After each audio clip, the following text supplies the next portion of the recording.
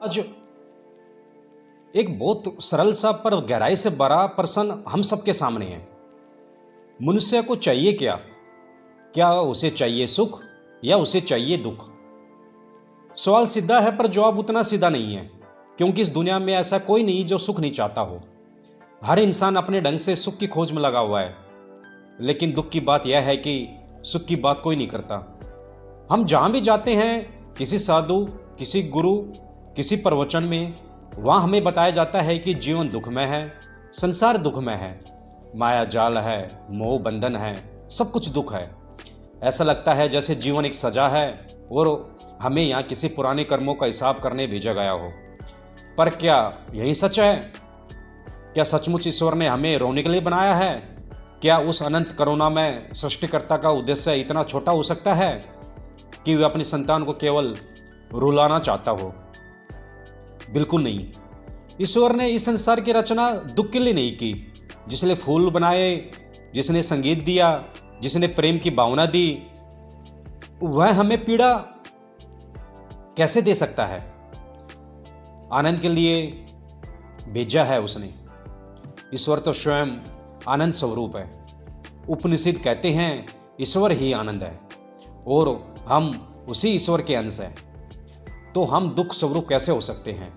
हमारा मूल स्वरूप ही आनंद है।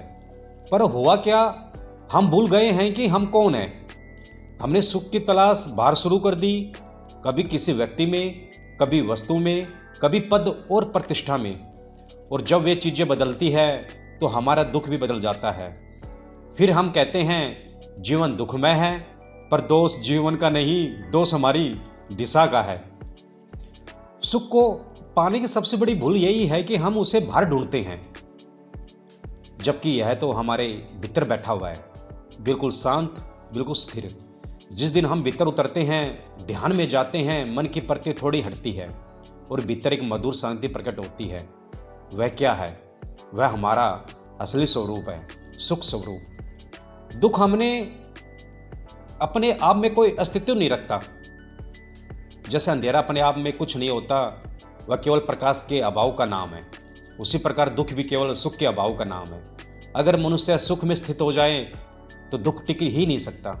लेकिन अब सवाल उठता है, फिर सुख की राह कौन सी है? क्या सुख का मतलब केवल भोग है? क्या सुख का मतलब केवल भौतिक सुविधा है? नहीं। सुख का अर्थ यह नहीं है कि आपके पास सब कुछ हो, बल्कि यह है कि आप जो कुछ है उसे हृदय से स्वीकार करें, उसमें आनंद पाए। यही सच्चा सुख है। सुख कोई परिस्थिति नहीं, सुख एक दृष्टि है। एक ही घटना दो लोगों के जीवन में घटती है। एक व्यक्ति टूट जाता है और दूसरा व्यक्ति संभल जाता है। एक व्यक्ति शिकायत करता है और दूसरा व्यक्ति अवसर देखता है। घटना वही है, लेकिन जो भीतर सुख से जुड़ा हुआ है वह हर परिस्थिति में मुस्कुरा सकता है। आपने देखा होगा छोटे बच्चे कैसे खेलते हैं। कभी खिलौना टूट गया तो 2 मिनट रोए, फिर अगले ही पल हंसने लगे, क्योंकि उनका मन हल्का है। वे जल्दी छोड़ देते हैं। उनके भीतर की ऊर्जा सुख की है।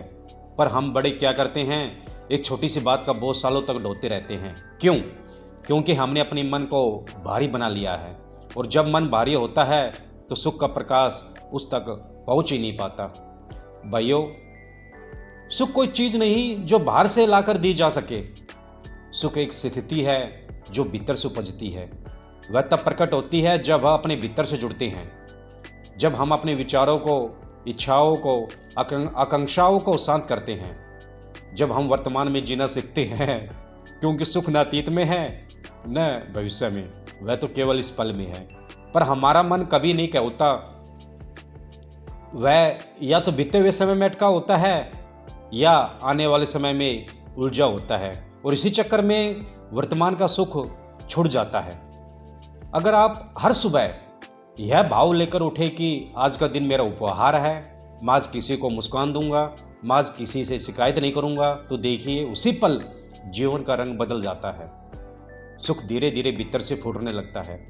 फिर न कोई परिस्थिति आपको हिला पाती है, न कोई व्यक्ति आपको दुखी कर पाता है, क्योंकि तब आप भीतर के दीपक से जुड़े होते हैं। कई बार लोग पूछते हैं, महाराज क्या धर्म का मार्ग तो त्याग का मार्ग है, तो फिर सुख का क्या स्थान है धर्म में? मैं कहता हूँ सच्चा धर्म वही है जो आपको आनंद से भर दे, जो आपको मुस्कुराना सिखा दे, जो आपके भीतर प्रेम और करुणा की धारा बहा दे। अगर कोई धर्म आपको हंसने से रोकता है तो समझ लीजिए वह अधूरा है। भगवान कृष्ण को देखिए, वे गाते थे, नाचते थे, बांसुरी बजाते थे। क्या वो दुख में थे? नहीं, वे पूर्ण आनंद में थे। उन्होंने कर्म भी किया, युद्ध भी किया, पर भीतर से सदैव शांत और प्रसन्न रहे। यही है सच्चा योग। जब बाहर हलचल हो पर भीतर गहरी शांति हो, और यही शांति असली सुख है। जो ध्यान में उतरता है वह जानता है कि सुख को पाने के लिए कुछ करने की जरूरत नहीं, सिर्फ पहचानने की जरूरत है। हम जो है वही सुख है, लेकिन हम उसे भूल गए। बस अब उसे याद करना है। तो आज से अब दुख से लड़ने की कोशिश छोड़ दीजिए, क्योंकि दुख से लड़ने से दुख बढ़ता है। बस सुख को पहचानिए, सुख को जीना सीखिए, सुख की बातें कीजिए, सुख का आचरण कीजिए। आप देखेंगे दुख अपने आप चला जाएगा।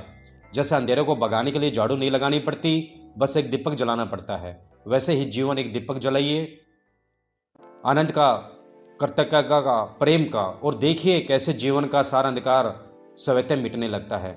सुख का मार्ग कोई मार्ग नहीं है, सुख स्वयं मार्ग है। जो सुख में जीता है वह हर पल ईश्वर के सानिध्य में जीता है, क्योंकि ईश्वर कहीं दूर नहीं, वह उसी आनंद में प्रकट है जो आपके भीतर बह रहा है। तो प्रिय आत्मा, आज मैं आपको यही आमंत्रण देना चाहता हूँ, चलो सुख की ओर चलें। डर की कोई बात नहीं हो गई, दुख की चर्चा बहुत हो गई, अब आनंद की यात्रा शुरू करें। किसी प्रेम से मिलिए, किसी को मुस्कुरा कर देखिए, किसी की मदद कीजिए बिना कारण के। आप पाएंगे यही सच्चा धर्म है, यही सच्चा योग है, यही सच्चा सुख है। और अंत में बस इतना याद रखिए, आप दुख को मिटाने नहीं आए, हम सुख को पहचानने आए हैं। क्योंकि जिस क्षण सुख प्रकट होता है दुख अपने आप मिट जाता है। जैसे सूर्य उदय होते ही अंधकार मिट जाता है।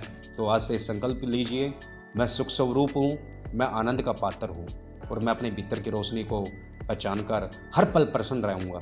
ईश्वर आपको वही शांति, वही आनंद, वही सहज सुख दे जिसकी खोज में आप निकले हैं।